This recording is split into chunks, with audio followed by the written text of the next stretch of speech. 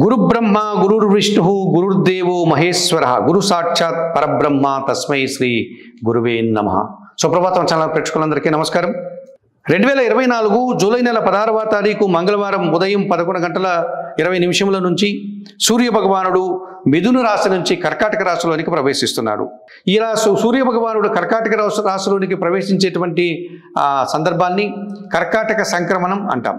ఇలాగే మనకు జనవరి మాసంలో జనవరి 14వ తారీఖున సూర్య భగవానుడు మకర రాశిలోనికి ప్రవేశించినప్పుడు దాన్ని మకర సంక్రమణం, మకర సంక్రాంతి, దాన్ని ఉత్తరాయణ పుణ్యకాలం అని చెప్పుకున్నాం మనం. మరి ఇప్పుడు 6 నెలల కాలం గడిచిపోయింది. ఉత్తరాయణ పుణ్యకాలం కర్కాటక రాశిలోనికి సూర్య భగవానుడు ప్రవేశిస్తున్నాడు కనుక ఇది దక్షిణాయన కాలం అనగా దక్షిణాయన పుణ్యకాలం ప్రారంభమైంది అర్థం. ఎప్పుడు కూడా కర్కాటక, కుంభ, మీన, మేష, వృషభ, మిథున రాశుల్లో రవి సంచార కాలాన్ని ఉత్తరాయణ పుణ్యకాలం అంటాం.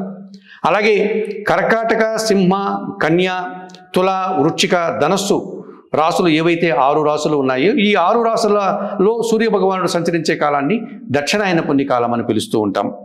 సహజంగా ఈ ఉత్తరాయణ పుణ్యకాలాన్ని అనగా మనకు ఒక సంవత్సర కాలం అయితే దేవతలకు అది ఒక రోజుతో సమానం అనగా 24 గంటలతో సమానం అని పెద్దలు చెప్తూ ఉంటారు.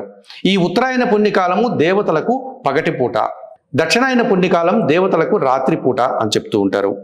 మరి దేవతలకు పగటిపూటగా చెప్పుకోబడేటటువంటి ఈ ఉత్తరాయణ పుణ్యకాలంలో ఎవరైనా మరణిస్తే వారు నేరుగా స్వర్గానికి చేరుతారని, స్వర్గస్థులు అవుతారని, అది చాలా తనువు చాలించేటువంటి వారికి పుణ్యకాలం అని కూడా పెద్దలు చెప్తూ ఉంటారు. ఇందుకు ఉదాహరణగా మహాభారతంలో భీష్ముని కథ మనకు స్ఫూర్తినిస్తూ ఉంటుంది.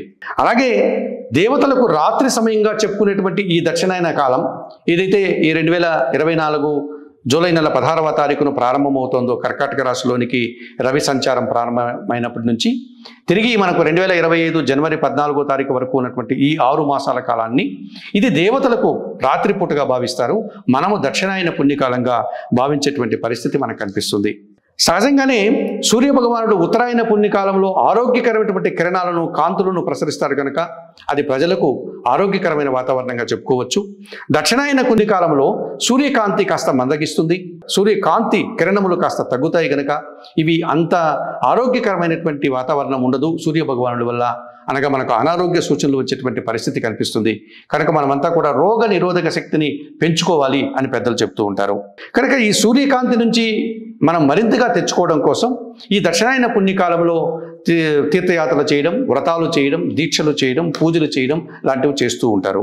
ముఖ్యంగా దక్షిణాయన పుణ్యకాలంలో యోగులంతా కూడా చతుర్మాస వ్రత దీక్షను చేపట్టేటువంటి పరిస్థితి కూడా మనము అప్పుడప్పుడు చూస్తూ ఉంటాం.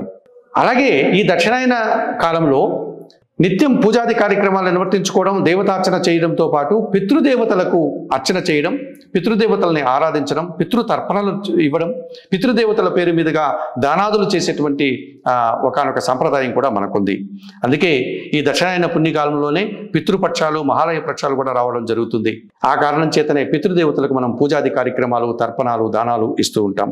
మరి ఈ 2024 జూలై 16వ తారీఖున సూర్య భగవానుడు కర్కాటక రాశిలోనికి ప్రవేశించినప్పటి నుంచి 2025 జనవరి 14 వరకు ఉన్నటువంటి ఈ దక్షిణాయన పుణ్యకాలాన్ని ఈ 6 మాసాల కాలంలో నిత్య భగవంతుని ఆరాధనతో కాలం గడుపుతూ పితృదేవతలకు ఆరాధన లాంటి కార్యక్రమాలు, తర్పణ లాంటి కార్యక్రమాలు, వారికి అన్నదానానికి వారి పేరు మీదుగా ప్రజలకు చేస్తూ సుప్రభాతం ఛానల్ పెంచుకుంటూ మీరందరూ కూడా ఈ దక్షిణాయన పుణ్యకాలంలో చెప్పిన విధంగా పూజాది కార్యక్రమాలు, పితృదేవత అర్చన లాంటి పరిహారాలు చేసి మంచి పుణ్యఫలాలను సంపాదించి ఆయురారోగ్యాలతో ఆర్థిక అభివృద్ధిని పొందాలని మనస్ఫూర్తిగా కోరుకుంటూ సర్వే జనా సుఖినో భవంతు. నమస్కారం.